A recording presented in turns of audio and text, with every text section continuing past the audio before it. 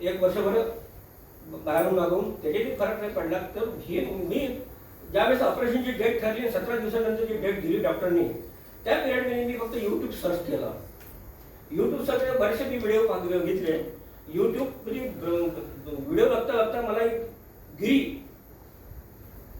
एक योगेश गिरी म्हणून दिसले. मी त्यांना कॉल केला, कुठले आहे काय आहे सगळं विचारपूस केली. म्हटलं माझ्याकडे मी बोलावलं. मराठी चालते ना? यस. माझ्याकडे बोलावल्यानंतर त्यांनी सांगितलं की यामध्ये फक्त पाणी पिणे आणि झोपणे याच्यापेक्षा दुसरं काहीच करायचं नाही. म्हटलं पाणी पिणे आणि झोपणे त्या घुटण्याची काय संबंध आला? डाऊट जाईल ना? यस. त्यांनी सांगितलं लाखो लोकांना रिझल्ट मिळालेले आहे. बरोबर आहे. मी स्वतः बोलवला त्यांना.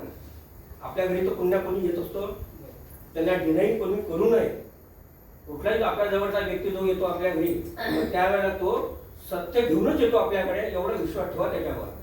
लोक काय करतात त्याच्यावर नक्की नंतर जवळचा व्यक्ती आला तर कारण खूप सांगतात. माझ्याजवळ आज पैसे नाही, मला आज वेळ नाही, मी 8 दिवसांनी घेईल, 15 दिवसांनी घेईल, महिन्याने घेईल. परंतु आज आमचे ताळे साहेब आहेत बँक मॅनेजर, त्यांचे मित्र विचारा त्यांनी 2 महिन्यापासून त्याच्या मागे लागले. त्यांनी प्रॉडक्ट घेतलं नाही आणि प्रॉडक्ट घ्यायची वेळ आली तो वर गेला झटका घेऊन रिटायरमेंटच्या आधी. बँक ऑफ महाराष्ट्र ही सत्य परिस्थिती आहे. 40 वर्ष जी वेळ तुमच्यापर्यंत आली आणि जो व्यक्ती तुमच्यापर्यंत आला त्याला टाळू नका. कारण मी इथेच डिसिजन घेतलं का मी 3.5 लाख रुपये डॉक्टरला मला द्यायचे होते ऑपरेशनचे. म्हणजे 3.5 लाख रुपये डॉक्टरला द्यायचे. मी 15,000 जर याच्यात टाकले अजून पुन्हा परत मॅटर्स घेऊन तर काय 3,65,000 होईल. 3,65,000 डॉक्टरला दिले असं समजून मी ते प्रॉडक्ट यूज घेतलं आणि वापरायला सुरुवात केली. 15 दिवसानंतर पाय टेकवायला सुरुवात झाली. म्हणजे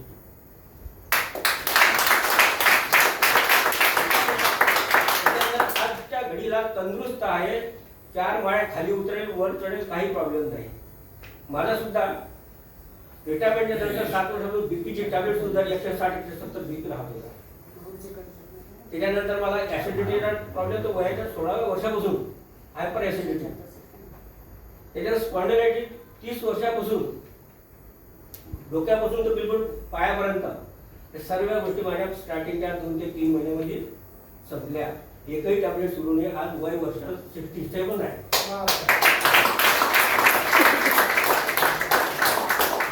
आता या वयामध्ये लोक सगळे पेटार घेऊन बसतात औषधांचे.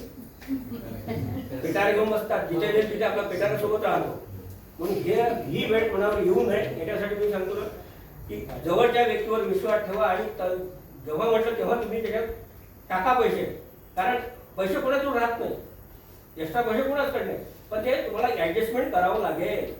डॉक्टरकडे गेल्यानंतर डॉक्टर सांगितलं 1 लाख रुपये ठेवा जमा करा, त्याच्यानंतर मी पेशंटला हात लावतो. मग काय करणार? मग घरचं सगळं विकत करतात ना लोक. पण ही वेळ येऊ नये कोणावर, एवढंच माझं म्हणणं आहे.